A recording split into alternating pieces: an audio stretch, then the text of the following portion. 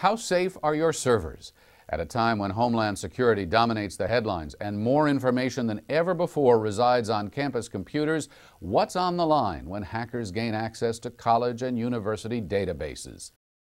From student records to credit card numbers, from highly sensitive research to war games and matters of national security, university databases contain vast amounts of information and are tempting targets for mischievous hackers, organized crime, terrorists.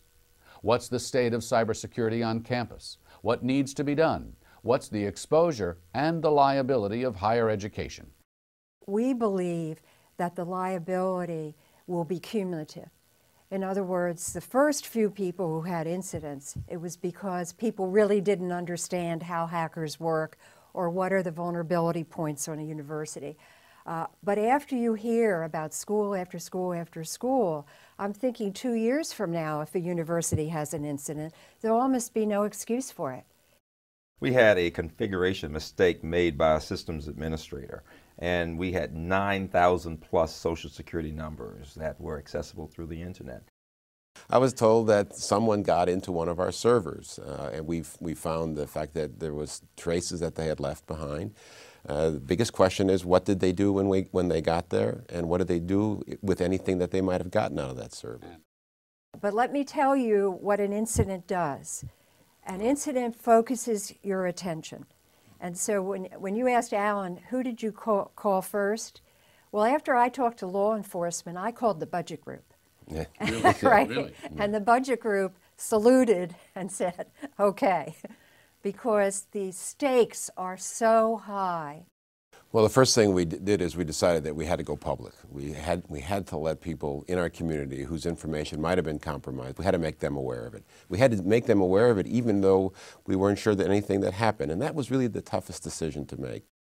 What you're seeing in universities is when we have incidents, we're reporting them, we're making them public, we're doing the right thing, which is what we need to do. Let's get practical here for just a moment. Sure. What are some of the things that you are doing ongoing, Right. either independently or as a result of experience, that will make your databases and your systems more secure? It's very important to have ongoing training on the challenges others have faced, the best practices that need to be implemented, and making sure people know what should I'd say no, is we tell some departments, you cannot store this information anymore. This information, I mean, we're going down and saying, here's some information that the only place that can be stored are on the most secure machines that Joy controls. If we've got a scorecard, if we're looking for benchmarks of progress over the next 12 to 24 months, let's say, what is happening, what has happened on your campus and on other campuses to really move this process forward?